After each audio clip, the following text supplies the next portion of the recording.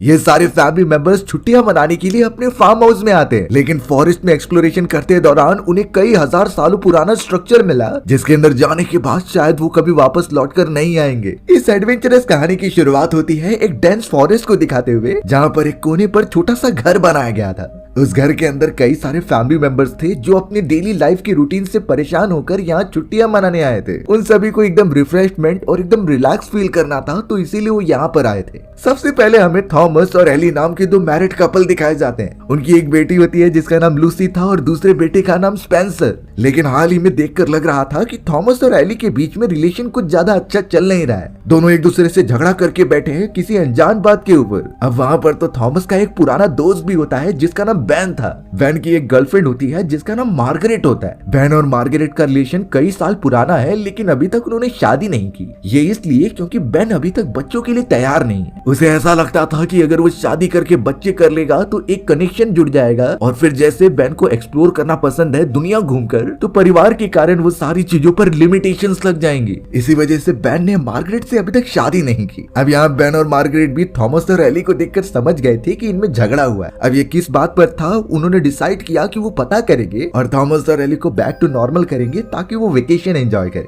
पूरी रात उनकी इसी तरीके से बीती और सुबह होने पर बेन उन्हें फॉरेस्ट के बीचों बीच लेकर जाता है। ये जरूरी भी था क्योंकि सभी लोग तब से फार्म हाउस में मौजूद थे। उन्हें नेचर के बीच थोड़ा एक्सप्लोर करना चाहिए और अपना मन फ्रेश करना चाहिए। इन्हीं वजह से बेन अब उन सभी को लेकर एक पहाड़ की तरफ जाता है और कहता है कि हमें उसकी चोटी पर पहुंचना होगा। थॉमस के बच्चे लूसी और स्पेंसर तो काफी एक्साइटेड थे। वो सब आगे आगे बढ़ने लगे बेन के साथ। बाकी लोग भी उन्हें फॉलो करते हुए पास जा रहे होते हैं। उन सारे लोगों में से जरा भी नहीं आइडिया कि आगे चलकर उनकी किस्मत बदलने वाली है। ऐसा भी हो सकता है कि वो किसी दूसरी डायमेंशन से कनेक्टेड हो जाए। अब लगातार फॉरेस्ट में चलते रहने के बाद सब के सब दंग रह गए थे, क्योंकि उनके ठीक सामने की तरफ एक बहुत ही बड़ा स्ट्रक्चर मौजूद था। ये स्ट्रक्चर एकदम मिडल में काफी अजीब तरीके से फैला होता है। ऐसा लग रहा था कि ये एक शेल्टर है जिसे आज तक किसी ने एक्सप्लोर नहीं किया। अब बेन जो कि उसे देखकर एक्साइटेड हो गया और सभी को लेकर उसके पास चला गया था। उस स्ट्रक्चर में जाने का एक छोटा सा रास्ता होता है, बट अभी तक कोई श्योर नहीं है कि ये सेफ भी है कि नहीं। हो सकता है कि ये कोई पुरानी फैक्ट्री हो जिसे अब बंद कर दिया गया है, या फिर अंदर की तरफ कई जंगली जानवर हो सकते हैं जो उन्हें चोट पहुंचाएंगे। लेकिन बेन को देखने से लग रहा था कि ऐसा कुछ भी नहीं होने वाला। वो तो ये तक भी बताने लगा कि शायद ये कोई एंशिएंट चीज है जिसे आज तक इंसानी सभ्यता और वैज्ञानिकों ने ढूंढा ना हो। अगर वो उसे ढूंढ लेंगे तो सबसे पहले इतिहास के पन्नों में उनका नाम आ जाएगा। इसीलिए अब बेन को वेट नहीं हो रहा था उसके अंदर जाकर एक्सप्लोर करने के लिए। थोड़ी देर में बेन सभी को कन्विंस कर लेता है वहां पर जाने के लिए, और अब पहला कदम उस अजीब से स्ट्रक्चर के अंदर रख दिया गया था। उन्हें क्या पता कि कुछ समय में ही उन्हें कैसी कैसी अनजान चीजें देखने मिलने वाली हैं। अब यहाँ पर वो स्ट्रक्चर चारों तरफ से अंधकार से घिरा हुआ था। ऊपर से सिर्फ छेद के अंदर से थोड़ी रोशनी आ रही थी, लेकिन थोड़ा और दूर जाने के बाद सभी एकदम चौंक गए, क्योंकि दीवारों पर कुछ ऐसे अनजान पेड़ पौधे उगे थे जो उन्होंने कभी देखा ही नहीं होता। शायद हो सकता है कि ये पेड़ पौधों की कोई नई प्रजाति हो, पर उन्हें ये नहीं समझता कि ये पूरी जगह तो अंधकार से घिरी पड़ी हुई है। ना ही यहाँ पर पानी मौजूद है और ना ही ज्यादा सूर्य की रोशनी, तो फिर ये पेड़ पौधे इतनी अच्छी तरीके से कैसे उग रहे हैं। अब ये चीजें तो उनकी समझ के परे थी, लेकिन इससे ज्यादा चौंकाने वाली बात तब हो जाती है जब वो थोड़ा आगे बढ़ते हैं और उन्हें एक बहुत ही बड़ा गड्ढा दिखाई देता है। ये गड्ढा इतना ज्यादा गहरा था कि उसका तल तो दिखाई नहीं देता।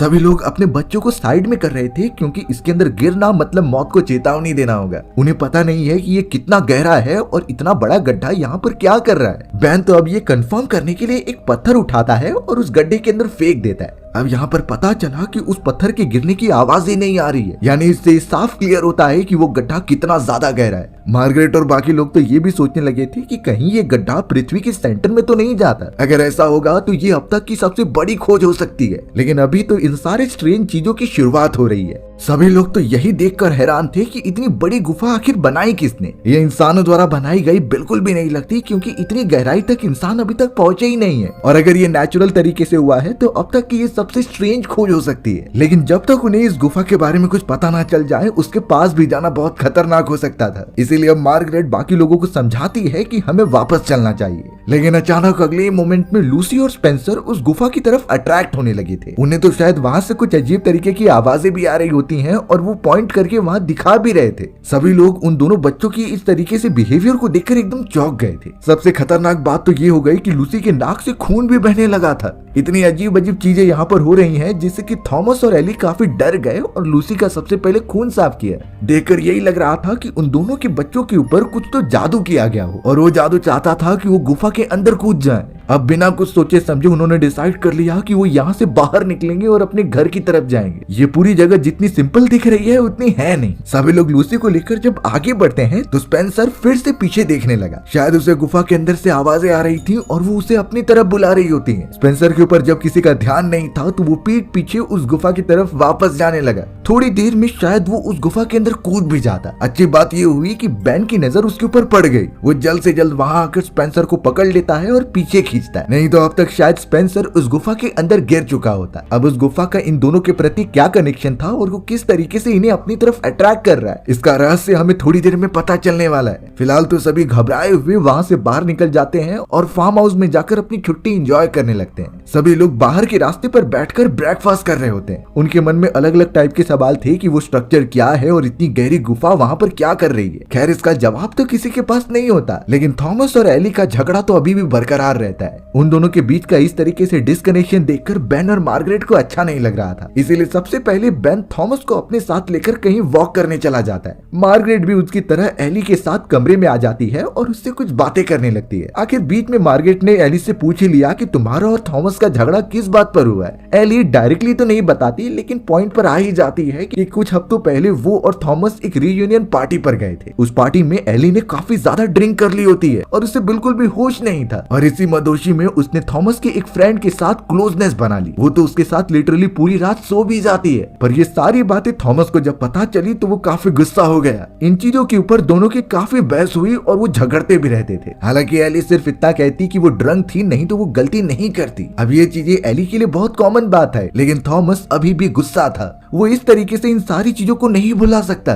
तब जाकर मार्गरेट थोड़ा सोचती है और एली को बताती है कि आज तुम अपने बच्चों को हमारे साथ सुलाओ। तुम चले जाओ थॉमस के पास और एक साथ टाइम स्पेंड करो। शायद हो सकता है कि थॉमस पुरानी बातें इन चीजों से भूल जाए। एली को भी ये प्लान अच्छा लगता है और वो इस पर कंटिन्यू करने का अप्रूवल देती है। बेन मार्गरेट तुरंत ही वहाँ पहुंचकर थॉमस से कहने लगे कि लूसी और स्पेंसर आज हमारे साथ सोएंगे। हमें बहुत सारे गेम्स खेलने हैं तो तुम दोनों एंजॉय करो। थॉमस भी शायद इस बात को समझ गया था कि ये उसका और एली का पैचअप कराना चाहते हैं। बेन मार्गरेट तो लूसी और स्पेंसर को लेकर अपने कमरे में चले गए और अलग अलग टाइप के गेम्स खेलने लगे। वो तो कई सारे स्नैक्स भी खाते हैं जिससे बच्चों का ध्यान दूसरी तरफ रहे। ये उन्हें तब तक करना है जब तक बच्चे थक कर सो न जाए। उनका ये पूरा ट्रायल रहेगा कि थॉमस और एली को ज्यादा से ज्यादा टाइम मिले। अब यहाँ बच्चों के साथ खेलते टाइम स्पेंसर बार बार कहने लगा कि उसे गुफा के पास वापस जाना है। लूसी भी यही कह रही थी कि जब से वो स्ट्रक्चर से बाहर आई है उसे कुछ अच्छा नहीं लग रहा है। उन्हें उस गुफा को और ज्यादा एक्सप्लोर करना चाहिए। अब बेन और मार्गरेट उन दोनों बच्चों के मुंह से जब इस गुफा के बारे में ऐसी बातें सुनते हैं तो सबसे पहले तो उन्होंने सारी चीजें इग्नोर कर दी। उन्हें लगा कि ये बच्चे शायद उनके साथ मजाक कर रहे हैं, पर ये मजाक बिल्कुल भी नहीं था। शायद उस गुफा का असर अभी भी इन बच्चों के ऊपर हुआ है और अगर जल्दी किसी ने कुछ नहीं किया तो आगे चलकर कुछ बुरी चीजें होने वाली हैं। लूसी और स्पेंसर के साथ बहुत ही ज्यादा एंजॉय करने के बाद बेन और मार्गरेट भी काफी खुश हो गए थे। मार्गरेट तो ये सोचने लगी कि अब शायद बेन को बच्चे अच्छे लगने लगे और अब वो अपनी बात कह सकती है शादी करके अपनी फैमिली बनाने के लिए।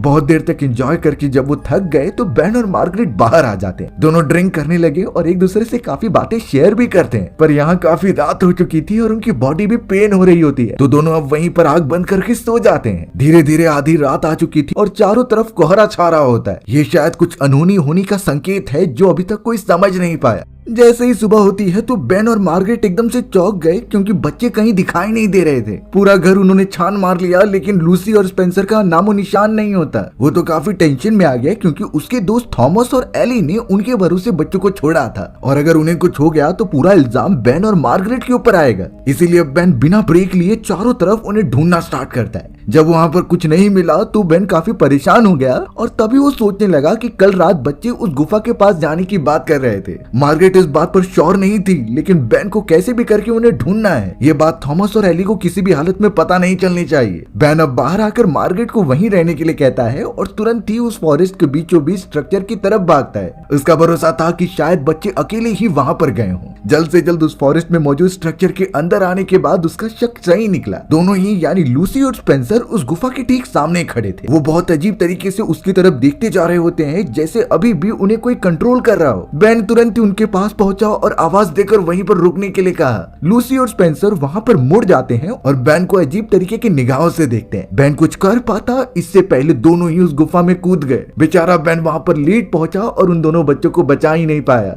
बेन को तो इतना तो क्लियर हो चुका था कि ये गुफा इतनी गहरी है जो अगर कोई गिर गया तो उसकी जान खत्म ही हो जाएगी। ना ही यहाँ पर कोई रस्सी है और ना ही स्टेयर्स जिससे उन्हें बचाया जा सके। बेन घबराते हुए अब तो रोने भी लगा क्योंकि दोनों बच्चे मर चुके हैं और अब वो अपने दोस्त को क्या जवाब देगा क्योंकि उसकी पूरी फैमिली ऑलमोस्ट खत्म हो जाएगी। पहले से ही थॉमस और एली के बीच में झगड़े चल रहे हैं और अब ऊपर से उनके दोनों बच्चे मारे जा चुके हैं। बेन के मन में एक अजीब सा डर जागने लगा जो कभी खत्म नहीं हो सकता। अब रियलिटी तो उसे पता थी। फॉरेस्ट से बाहर जब वो निकला तो उसके दिमाग में अलग अलग विजन्स आ रहे थे। उसे तो एकदम चक्कर आता है कि आखिर वो अपने दोस्त को सच्चाई कैसे बताएगा। अब जैसे ही वो अपने फार्म हाउस के पास गया तभी उसे मार्गरेट का कॉल आता है। मार्गरेट तो उसे बताने लगी कि लूसी और स्पेंसर तो यहाँ मौजूद हैं और वो फार्म हाउस में अच्छे से खेल रहे हैं तो तुम वापस आ जाओ। ये सुनकर बेन एकदम से चौंक गया। वो नहीं समझ पा रहा था कि लूसी और स्पेंसर तो गुफा में गिरकर मर गए थे। आखिर वो इस जगह पर वापस कैसे आ गए। ये बात कंफर्म करने के लिए बेन उस फार्म हाउस के पास जाता है और लूसी और स्पेंसर को खेलता हुआ देखता है। उसके पैरों तले जमीन खिसक गई थी क्योंकि जो उसने देखा वो सच्चाई ही थी। वो इस तरीके से नशे नहीं करता कि उसे हेलुसिनेशंस हो। अब इनमें से सच कौन सा है और झूठ कौन सा ये थोड़ी देर में पता चलेगा। पर बेन की हालत इतनी खराब हो चुकी थी कि वो लूसी और स्पेंसर के बिहेवियर को देखता ही रहता। फिलहाल तो उसने मार्गरेट, थॉमस और एली को कोई भी बात नहीं बताई होती जो उसने स्ट्रक्चर के अंदर देखी है। उसने ये भी देखा कि थॉमस और एली के बीच में कल रात से थोड़ा सुधार आया। दोनों एक दूसरे से बातें करने लगे। तो ये तो अच्छी बात है उन दोनों के लिए। पर बेन की नजर लूसी और स्पेंसर पे से हट ही नहीं रही थी। बेन ने नोटिस किया कि उन दोनों के चेहरों के ऊपर अब एक सीरियसनेस है। पहले जो वो बच्चों जैसी हरकतें करते थे अब ऐसी नहीं होती। लूसी और स्पेंसर भी बेन को घूर कर देख रहे होते हैं जैसे कि उन्हें सब कुछ पता हो और वो किसी को बताना ना चाहते हो। बेन को लगातार पसीने छूट रहे होते हैं और बाकी लोगों ने भी उससे पूछा कि तुम ठीक हो कि नहीं, क्योंकि जब से बेन फॉरेस्ट में से आया है वो लगातार लूसी और स्पेंसर पर ही नजर रखते जा रहे हैं। ऐसा लग रहा था कि उन दोनों ने मिलकर इसके साथ कुछ कर दिया है। बेन किसी को बिना बताए कमरे में चला जाता है और मुंह धोते हुए कई बातें अपने दिमाग में सोचता है। वो इतना पागल तो नहीं था जो दिन में इस तरीके के सपने देखेगा। उसने खुद नोटिस किया था कि लूसी और स्पेंसर उस गुफा में कूदे थे और उनके मरने के बाद आखिरकार ये दोनों वापस कैसे आ गए। शायद अब बेन को भी धीरे धीरे समझ में आ चुका है कि वो स्ट्रक्चर ही सारे फसाद की जड़ है। वहाँ कुछ तो ऐसा है जो इन दोनों के ऊपर प्रभाव डाल रहा है। लूसी और स्पेंसर जब खेल रहे थे तो बेन उनके पास जाकर साफ पूछने लगा कि तुम्हें तो सारी चीजें पता है, फिर तुम सच्चाई बता क्यों नहीं देते। लूसी स्पेंसर एकदम सीरियसनेस में उसकी किसी भी बातों का जवाब नहीं देते और यहाँ तो उनके बिहेवियर के साथ साथ उनके एबिलिटी में भी चेंजेस दिखाई दे रहे थे। लाइक स्पेंसर अपने से ज्यादा भारी भरकम चीजें उठाकर आसानी से फेंक दे रहा था। वहीं लूसी के नाक से वापस से खून निकलने लगता है बट वो कुछ जवाब नहीं देती। उनके भागने की स्पीड और कई सारी एबिलिटीज में फर्क आया होता है, लेकिन बेन को समझ नहीं रहा था कि वो इन चीजों के बारे में बाकी पेरेंट्स को कैसे बताए। थॉमस, एली, मार्गरेट तो इन चीजों पर विश्वास ही नहीं करेंगे। बेन का दिमाग और ज्यादा खराब होता तब तक मार्गरेट उसे ब्रेकफास्ट करने के लिए अपने पास बुला लेती। मार्गरेट देख रही थी कि बेन काफी परेशान लग रहा है, इसीलिए कमरे में जाने के बाद मार्गरेट उससे पूछने लगती है कि आखिर वजह क्या है। बेन किसी भी तरीके से हिम्मत करता है और मार्गरेट को सारी बातें बता देता है। उसने कहा कि उसने खुद देखा था उन दोनों बच्चों को गुफा के अंदर गिरकर मरते हुए। आखिरकार उसके बाद वो वापस कैसे आ गए और उनके बिहेवियर और हाल चाल में इतने ज्यादा फर्क कैसे लग रहे हैं। यानी ये बात सिंपल है कि थॉमस के बच्चे बिल्कुल भी असली नहीं है। अब ये सारी चीजें सुनने के बाद तो क्लियर ही था कि मार्गरेट इन चीजों पर भरोसा नहीं करेगी। वो तो ये बोलने लगी कि तुम शायद काफी ड्रंक थे, इसी वजह से तुम्हें ये विजन्स आ रहे हैं, जबकि रियलिटी में ऐसा कुछ भी नहीं था। और मार्गरेट ये भी सलाह देती है कि तुम इन चीजों के बारे में थॉमस और एली से भी मत बात करना, क्योंकि वो अपने बच्चों के रिलेटेड ये बातें तो बिल्कुल एक्सेप्ट ही नहीं करेंगे। अब मार्गरेट ये सारी बातें करके चली गई, बट यहाँ बेन के पास तुरंत ही लूसी और स्पेंसर आ जाते हैं। वो दोनों मिलकर बेन को किसी न किसी तरीके से डराने की ट्राई कर रहे थे। लूसी अजीब तरीके से घूर कर देख रही थी और स्पेंसर तो विंडो के ऊपर अजीब तरीके के स्ट्रक्चर्स बना रहा था। बेन बहुत ही ज्यादा सोच में पड़ गया, इसीलिए वो बाहर आ जाता है। पर यहाँ भी दोनों बेन का पीछा छोड़ते ही नहीं। स्पेंसर तो अब यहाँ बेन को चिप्स ऑफर करने के लिए चला जाता है और जैसे ही बेन ने उन चिप्स को देखा तो पता चला कि उसके अंदर कीड़े मौजूद है। बेन फ्रस्ट्रेटेड था, इसीलिए वो चिल्लाकर उस चिप को फेंक देता है। थॉमस और एली तुरंत ही वहाँ पहुंचे और बेन को पूछते हैं कि तुम बच्चों से ऐसा क्यों बिहेव कर रहे हो। बेन काफी परेशान हो चुका था, इसीलिए कैसे न कैसे वो सभी को ये सच्चाई बता देता है। उसने ये साफ कह दिया कि उसने खुद स्ट्रक्चर के उस गुफा के अंदर लूसी और स्पेंसर को गिरते हुए देखा है और जो ये तुम्हारे तुम्हारे दोनों बच्चे हैं ये बिल्कुल भी रियल नहीं है। मार्गरेट की तरह थॉमस और एली भी एकदम हैरान हो गए थे अपने बच्चों के बारे में ये बात सुनकर। ऑब्वियस था कि वो बेन की किसी भी बातों पर भरोसा ही नहीं कर रहे होते। थॉमस और एली तो बेन को ही कह रहे थे कि तुम बच्चों से बहुत ही बदतमीजी से बात कर रहे हो, इस तरीके का बिहेवियर बिल्कुल भी अच्छा नहीं है। यहाँ तक कि एली ने बेन को इतना तक कह दिया कि तुम्हें बच्चे पसंद नहीं है इसीलिए तुमने मार्गरेट से अभी तक शादी नहीं की, अगर ऐसा रहता हो तो तुम कब का फैमिली बना लेते। मार्गरेट अब ये सुनकर बिल्कुल भी शांत नहीं बैठती, उसने तो गुस्से में आकर इन बातों के लिए एली को स्लैप कर दिया। अब दोनों कपल के बीच साफ था कि झगड़े हो गए थे। बेन एकदम परेशान होकर अपने कमरे में चला गया और बाकी लोग ये फिगर आउट करते हैं कि आखिर इन सारी चीजों को सॉल्व कैसे किया जाए। बेन भी एकदम टेंशन में होता है कि वो सच्चाई कैसे बताए कि ये सब एकदम झूठ है और हो सकता है कि किसी खतरनाक चीज के होने का संकेत। बेन जब टेंशन से घर में बैठा ही होता है तभी उसके पास लूसी और स्पेंसर आ जाते हैं। लूसी को देखकर वो कहने लगा कि तुम ही सारे लोगों को सच्चाई बताओ, बट लूसी तो सिर्फ हंसते रहती है। स्पेंसर अचानक पीछे से एक लोहे की रॉड लेकर बेन को मारने लगता है। बेन को थोड़ी चोट लगी इसलिए तुरंत ही उसने रॉड को पकड़कर स्पेंसर से वो छीनने की कोशिश की, बट छीना झपटी में वो रॉड सीधा जाकर स्पेंसर को लग जाती है। स्पेंसर को उतनी चोट तो नहीं लगी लेकिन वो नाटक करने लगा था, वो वहीं पर गिर जाता है और जोर से चिल्लाता है। स्पेंसर अब होश में नहीं आ रहा था जिससे बेन परेशान हो गया और उसी मोमेंट पर एली वहां पर आ गई। एली ने तुरंत ही थॉमस को बुलाया और ये बताया कि बेन ने हमारे बेटे को मार दिया है, उसका गुस्सा और ज्यादा बढ़ चुका है इसीलिए वो हमारे बच्चों को मारना चाहता है। जो सामने दिख रहा था थॉमस उसे ही सच मानकर बेन को ही दोषी ठहराता है, तो इसीलिए बेन को वो अपने घर में से बाहर निकाल देते हैं। तुरंत ही थॉमस और एली ट्राई करने लगे कि वो पुलिस ऑफिसर्स को कॉल लगाए और ये बताएं कि बेन ने उसके बच्चे को मारा है, उन्हें जल्द से जल्द हॉस्पिटल जाने की जरूरत है। लेकिन ऑब्वियस बात थी कि फॉरेस्ट में नेटवर्क थोड़ा कम होता है, उनका कनेक्शन अच्छे से एस्टैब्लिश नहीं हो पा रहा था और अगर हो भी जाए तो रेस्क्यू टीम को यहाँ पहुंचने में कई घंटे लग जाएंगे। मार्गरेट ने जब ये सारी बातें सुनी तो वो एकदम चौंक जाती है कि बेन ये क्यों कर रहा है, क्या बेन का दिमागी संतुलन खराब हो चुका है। मार्गरेट को भी अब टेंशन आने लगा तो वो बेन के पास चली जाती है सच्चाई पूछने। बेन उसे सब बताता है कि कैसे उसने कुछ नहीं किया बल्कि स्पेंसर और लूसी ही जानबूझकर ये चीजें कर रहे हैं। बेन अब मार्गरेट को सब समझाने के बाद कहता है कि मुझे तुम्हें वो उस गुफा के पास लेकर जाना है, वो दोनों बच्चे उसके अंदर ही कूदे थे और वहीं हमें सच्चाई पता चलेगी। बहुत ज्यादा कन्विंस करने के बाद आखिरकार मार्गरेट मान जाती है और वो उसके साथ अजीब से स्ट्रक्चर में चली गई। बेन उसे गुफा के पास लेकर जाकर दिखाता तो है लेकिन वहाँ कुछ विजिबल नहीं था, वो ये साफ देख ही नहीं सकते कि नीचे की तरफ लूसी और स्पेंसर की डेड बॉडी पड़ी भी है कि नहीं।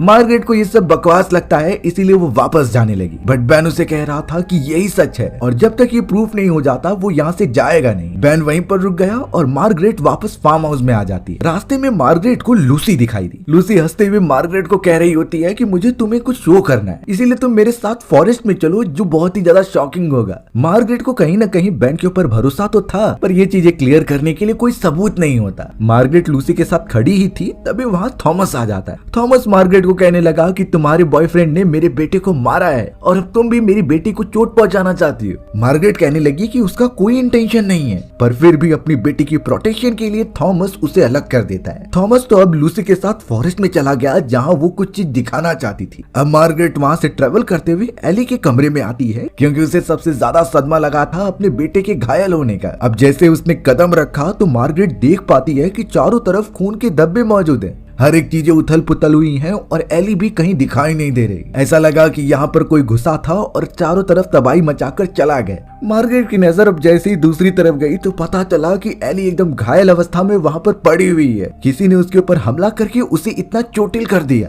पर मार्गरेट और ज्यादा शॉक हो गई क्योंकि सामने की तरफ स्पेंसर था जो जिंदा हो चुका होता है, उसके अलावा कमरे में कोई भी नहीं होता, यानी स्पेंसर ने ही अपनी मदर के ऊपर हमला करके उसे चोटिल किया है। स्पेंसर तो अब काफी अजीब तरीके की आवाज निकालता है जो इंसानों की बिल्कुल नहीं थी, वो किसी कीड़े मकोड़े जैसी लग रही होती है और अब वो सीधा झपट्टा मार लेता है मार्गरेट के ऊपर। मार्गरेट जैसे तैसे अपने आप को कमरे में लॉक करती है और अब उसने देखा कि लूसी भी वहाँ पर पहुंच चुकी है। लूसी उससे भी ज्यादा खतरनाक लग रही थी और जब मार्गरेट एक कोने में बैठकर उसके परछाई को देखती है तो वो इंसानों जैसी लगती ही नहीं, वो किसी कीड़े जैसी लग रही थी और काफी खतरनाक होती है। यानी अब जाकर मार्गरेट को कहीं ना कहीं बेन की बात पर भरोसा हो रहा था कि ये दोनों बच्चे बिल्कुल भी इंसान नहीं है, इनके अंदर कुछ तो चेंजेस हुए हैं और ये चेंजेस वो साफ देख पा रही थी। बाहर से पुलिस वैन की आवाज आ रही थी, तो इसीलिए मार्गरेट वहाँ से बाहर निकलते हुए ऑफिसर को सब बताने लग जाती है। फीमेल ऑफिसर को जब पता चला कि मार्गरेट इतनी बेकार की बातें कर रही है, तो वो इन चीजों पर भरोसा बिल्कुल नहीं करती। वो सबसे पहले अंदर जाकर देखना चाहती थी। फीमेल ऑफिसर जब चली गई तो मार्गरेट कुछ देर तक वेट करती है। वो ये सोचने लगी कि लूसी के साथ थॉमस गया था, लेकिन वापस लौट कर नहीं आया। शायद थॉमस को भी उन्होंने मार दिया। अब जब पुलिस ऑफिसर वापस आती है बाहर की तरफ, तो पता चला कि उन्हीं दोनों बच्चों ने उसे अंदर खींच लिया है और उसे मारने लगे हैं। मार्गरेट इतना ज्यादा डर गई कि वहाँ से भागते हुए अपनी कार के पास पहुंची। कार को ओपन ना करने के बाद जब उसे आवाज आई उन बच्चों की, तो वो जल्द से जल्द उसके नीचे जाकर छुप जाती है। लूसी और स्पेंसर अब वहाँ पर पहुंच गए और एक दूसरे से अजीब भाषा में बात कर रहे थे। ये भाषा इंसानी नहीं थी बल्कि कीड़ों की होती है। पर मार्गरेट उनका ध्यान भटकाने के लिए थॉमस के नंबर पर कॉल करती है और वो दोनों दूसरी तरफ चले गए। मौके का फायदा उठाकर मार्गरेट कार में बैठकर वहाँ से निकलने ही वाली थी, पर सामने की तरफ बैन आ जाता है। बैन एकदम अजीब तरीके से चल रहा था और सीधा फार्म हाउस के अंदर गया। मार्गरेट उसे इस तरीके से तो नहीं छोड़ सकती थी, इसीलिए कार से निकलकर वो भी पहुंच जाती है उसके पास। मार्गरेट ने बेन को बताया कि तुम सही थे, ये सब बच्चे एकदम अलग हैं और काफी अजीब तरीके से बिहेव कर रहे हैं, इसीलिए अब उन्हें यहाँ से निकल जाना चाहिए जल्द से जल्द। पर बेन को देखकर लग रहा था कि उसके ऊपर भी उन अनजान चीजों का असर हो चुका है। वो तो मार्गरेट को पीछे हटाता है और अजीब तरीके की स्माइल करता है। वो कहने लगा कि अब यहाँ से कोई नहीं जा सकता, हमारा घर यही है और हमें यहीं से आगे बढ़ना होगा। मार्गरेट को शायद समझ में आ गया कि जिस तरीके से वो बच्चे गुफा में गिरे थे और वो पूरी तरीके से बदल गए, वैसा ही शायद बेन के साथ हुआ है। यानी ये ओरिजिनल बेन नहीं है बल्कि उसका क्लोन है, जो शायद अब मार्गरेट की जान लेने से पीछे नहीं हटने वाला। बेन तो मार्गरेट के ऊपर अब टूट पड़ता है और शायद उसे खत्म ही करेगा। पर अब यहाँ इन सारी चीजों के बीच कभी हम फंस जाए और हमें इतना पता हो कि सामने जो क्रिएचर्स हैं वो इंसेक्ट की प्रजाति के हैं, तो सिंपल बात है कि सबसे पहले हमें इंसेक्ट की कमजोरियों के बारे में समझना होगा। इंसेक्ट जो एक दूसरे से कम्युनिकेट करने के लिए एक अलग लैंग्वेज यूज करते हैं, अगर उनके बीच जरा भी कम्युनिकेशन प्रॉपरली ना हो तो वो सारी चीजें भूल जाते थे। उनका जो टारगेट होता है या फिर जो रास्ता, वो पूरी तरीके से भटक जाते। और ये चीजें की जा सकती है लगातार लाउड नॉइस की वजह से, या फिर अगर हम चारों तरफ स्मोक या फिर फॉगी गैसेस फैला देंगे तो भी वो सारे इंसेक्ट एकदम से बिखर जाएंगे और उन्हें मारना आसान होगा। सेम ऐसा ही उन क्रिएचर वाले इंसेक्ट के साथ करना चाहिए जो अभी उन सभी के कब्जे में है। भले ही अभी वो इंसानी रूप में है, लेकिन उनके अंदर वो इंसेक्ट अभी भी मौजूद है। फिर भी इनसे काम नहीं बनता तो आग तो है ही। आग जलाकर हमें चारों तरफ रखनी है और जब भी वो पास में आए तो उनके ऊपर फेंक देना है। इंसेक्ट की ये वीकनेसेस हैं कि वो आग से बहुत ही ज्यादा डरते हैं, तो एक आग की मशाल अपने हाथों में रखनी है जिससे कि उन सभी को मारा जा सके। साथ ही साथ जब भी वो पास आए तो उनके सेंसिटिव ऑर्गन्स पर हमला करना है, जैसे कि आंख, मुंह और एंटेना के ऊपर।